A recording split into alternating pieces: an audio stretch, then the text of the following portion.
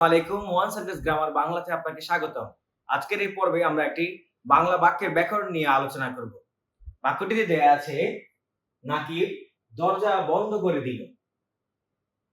এই বাক্যের মধ্যে যেহেতু আমরা জানি এখানে শেষে আমাদের দাড়ি দেওয়া আছে, তাহলে আমরা এখানে প্রথমে কর্তা বের করব, তারপর কর্ম বের করব, তারপর ক্রিয়া বের করব।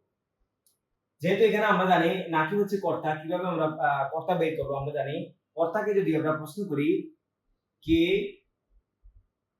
কারা, কার বা কাদের দিয়ে যদি আমরা প্রশ্ন করি, যে উত্তর আসে সেটাকে বলা হয় কর্তা। যেমন আমরা প্রশ্ন করতে পারি কে কে দরজা বন্ধ করে দিলে, তাহলে উত্তর হবে নাকিব।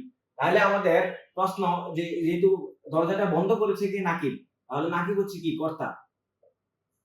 আমরা জানি কর্তা পরবর্তীতে স্বাভাবিকভাবে কর্মের অবস্থান, তারপরে শেষে ক্রিয়ার অবস্থান। যেহেতু আমাদের এই দরজাটা কর্ম আর এটা ক্রিয়া। এখন আমরা প্রশ্ন করতে পারি, আমরা জানি যে যদি কোনো কর্ম বের করতে চাই তাহলে আমাদের দুইটা জিনিস দিয়ে প্রশ্ন করতে হবে। একটা কি আর একটা কাকে। কি দিয়ে যদি আমরা প্রশ্ন করি তাহলে যে উত্তরটা আসবে সেটাকে বলা হয় মুখ্য কর্ম, আর কাকে দিয়ে যদি প্রশ্ন করা হয় তাহলে যে কর্মটা আসবে সেটাকে বলা হয় গৌণ কর্ম। মুখ্য কর্ম আর গৌণ কর্মের মধ্যে যে পার্থক্যটা সেটা আমরা আগে আলোচনা করেছি, তারপরে একটু বলে দেই। সেটা যে মুখ্য কর্ম সবসময় সেন্টেন্সের মধ্যে অপরিহার্যভাবে থাকবে, আর গৌণ কর্মটা অপরিহার্যভাবে থাকবে না, অর্থাৎ এটাকে বাদ দিলেও সেন্টেন্সের কোনো প্রভাব পড়বে না। মুখ্য কর্ম স্বাভাবিকভাবে বস্তুবাচক হবে, আর গৌণ কর্মটা অবশ্যই ব্যক্তিবাচক হবে। মুখ্য কর্মের সাথে কখনোই বিভক্তি যুক্ত হবে না, কিন্তু গৌণ কর্মের সাথে সবসময় বিভক্তি যুক্ত হবে। এখন আমরা কি দিয়ে প্রশ্ন করেছি? কি বন্ধ করে দিল, তাহলে উত্তর হবে দরজা। তাহলে এটা আমাদের কর্ম। আমরা এখানে কর্ম পেয়েছি, এই কর্মটা অবশ্যই মুখ্য কর্ম, কারণ আমরা কি দিয়ে প্রশ্ন করার পরে যেটা পাই সেটা মুখ্য কর্ম। এখন আমরা জানি দরজা বন্ধ করে দিল, এখানে দিল যেটা, এটা ক্রিয়া। আমরা জানি যে শব্দ দ্বারা কোনো কাজ করা বা হওয়া বোঝায় তাকে বলা হয় ক্রিয়া। এখন এখানে বন্ধ করে দেওয়া আছে, আমরা জানি বন্ধ করা এটা অবস্থা বুঝাইছে। যদি কোনো শব্দ অবস্থা বোঝায় তাহলে এটাকে আমরা বিশেষণ বলি। এখন আমাদের এখানে মূলত বন্ধ, তারপরে করে দেওয়া আছে। এখানে আমরা জানি বিশেষণ এবং ধনাত্মক অব্যয়ের পরে যদি করা, ধরা, মারা, খাওয়া, হওয়া, যাওয়া ইত্যাদি বা কাটা এগুলো যদি থাকে, তাহলে এই দোনোটা শব্দকে একত্রে বলা হয় সংযোগ ক্রিয়া। বিশেষণ এবং ধনাত্মক অব্যয়ের পরে যদি করা, ধরা, মারা, হওয়া, খাওয়া, যাওয়া, কাটা ইত্যাদি শব্দ আসে, তাহলে সেটাকে বলা হয় সংযোগ ক্রিয়া। তাহলে আমরা এই দুটাকে একত্রে বলতে পারি সংযোগ ক্রিয়া। এটা সংযোগ ক্রিয়া, সংযোগ ক্রিয়া। আর এখানে যে ক্রিয়াটি দেওয়া আছে সেটাকে বলা হয় সমাপিকা ক্রিয়া। কারণ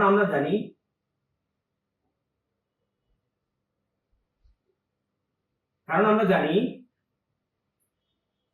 সেন্টেন্সের মধ্যে যদি শেষের যে ক্রিয়াটা থাকবে সেটাই সমাপিকা ক্রিয়া হবে। এছাড়া যদি অতিরিক্ত কোনো ক্রিয়া থাকে তাহলে এটা অসমাপিকা ক্রিয়া হবে। চাই সেটা দুইটা হোক, তিনটা হোক, চারটা হোক, যাই হোক না কেন, শেষের যে ক্রিয়াটা আছে সেটা অবশ্যই সমাপিকা হবে। যদি কোনো সেন্টেন্সের মধ্যে একটা ক্রিয়া থাকে তাহলে এটা অবশ্যই সমাপিকা ক্রিয়া হবে। যদি কোনো সেন্টেন্সের মধ্যে সমাপিকা মানে কোনো ক্রিয়া না থাকে তাহলেও এটা সমাপিকা ক্রিয়া হবে। এখন আমাদের আমরা এখানে সংযোগ ক্রিয়া পেয়েছি। আমরা জানি স্বাভাবিকভাবে সমাপিকা যেহেতু আছে, আমাদের শেষের যে বিল শব্দটা আছে, ক্রিয়াটা আছে, এটা সমাপিকা ক্রিয়া। সমাপিকা ক্রিয়ার আগের যে অংশটা আছে এখানে ক্রিয়া এবং বিশেষণ এবং ধনাত্মক অব্যয়ের পরে এই যে দুইটা শব্দ মিলে সংযোগ ক্রিয়া। যেহেতু আমাদের সমাপিকা ক্রিয়াটা শেষে আছে, তাহলে সমাপিকা ক্রিয়ার আগে যে অংশটা আছে সেটাকে আমরা অবশ্যই, যেহেতু ক্রিয়ার সাথে সম্পৃক্ত হয়ে এসেছে, এই অংশটাকে আমরা বলবো অসমাপিকা ক্রিয়া। আমরা জানি এটা সমাপিকা ক্রিয়া, আর এই অংশটা অসমাপিকা ক্রিয়া। সমাপিকা ক্রিয়ার আগে যে অংশটা আছে স্বাভাবিকভাবে সেটাকে বলা হয় অসমাপিকা ক্রিয়া। সমাপিকা ক্রিয়া এবং অসমাপিকা ক্রিয়া মিলে স্বাভাবিকভাবে হয় যৌগিক ক্রিয়া।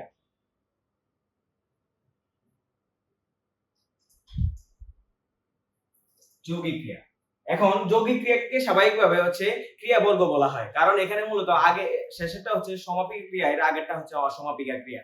এখন আপনি প্রশ্ন করতে পারবেন যে এখানে নাকিব আমাদের কর্তা, দরজা কর্ম, বন্ধ করে এটা সংযোগ ক্রিয়া, কারণ আমরা জানি বিশেষ বিশেষ এবং ধনাত্মক অব্যয়ের পরবর্তী যদি করা দ্বারা মারা, হওয়া, খাওয়া, কাটা এগুলো যদি আসে তাহলে এটাকে বলা হয় সংযোগ ক্রিয়া। এর পরবর্তী যে শব্দটা অর্থাৎ ক্রিয়াটা দেওয়া আছে সেটা হচ্ছে সমাপিকা ক্রিয়া। সমাপিকা ক্রিয়ার আগে সংযোগ ক্রিয়াটাই অসমাপিকা হয়ে যাবে। এখন সমাপিকা আর অসমাপিকা মিলে আমাদের যৌগিক ক্রিয়া হয়েছে। আর যৌগিক ক্রিয়াকে আমরা কি বলি? কারণ যেহেতু অসমাপিকা আর সমাপিকা মিলে হচ্ছে একটা ক্রিয়া হয়েছে, এই দুটোটাকে একত্রে আমরা কি বলতে পারি? ক্রিয়া বলতে পারি। কারণ এখানে কয়টা ক্রিয়া আছে? দুইটা ক্রিয়া আছে। এখন আপনি এই ক্রিয়াটাকে প্রশ্ন করতে পারবেন যে এটা কি সমাপিকা ক্রিয়া? যেহেতু এখানে হচ্ছে দুইটা ক্রিয়া আছে তাহলে শেষে একটা যেটা আছে সেটা হচ্ছে সমাপিকা ক্রিয়া, এর আগে অসমাপিকা ক্রিয়া আছে। এটা কি সকর্ম ক্রিয়া না অকর্ম ক্রিয়া? এটা যেহেতু আমাদের এখানে কর্ম আছে তাহলে এই যে দিল যে শব্দটা অর্থাৎ ক্রিয়াটা হচ্ছে সকর্ম ক্রিয়া। এখন আপনি প্রশ্ন করতে পারবেন এটা কি দ্বিকর্ম ক্রিয়া কিনা? না, এটা দ্বিকর্ম ক্রিয়া নয়। এই বাক্যটি কি সক্রিয় বাক্য না অক্রিয় বাক্য? যেহেতু এখানে বাক্যের মধ্যে ক্রিয়া আছে তাহলে এটা সক্রিয় বাক্য। যদি এখানে ক্রিয়া না থাকতো তাহলে এটা অক্রিয় বাক্য হতো।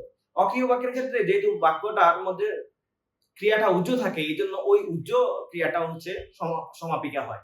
আশা করি এই অংশটি আপনারা বুঝতে পেরেছেন। যদি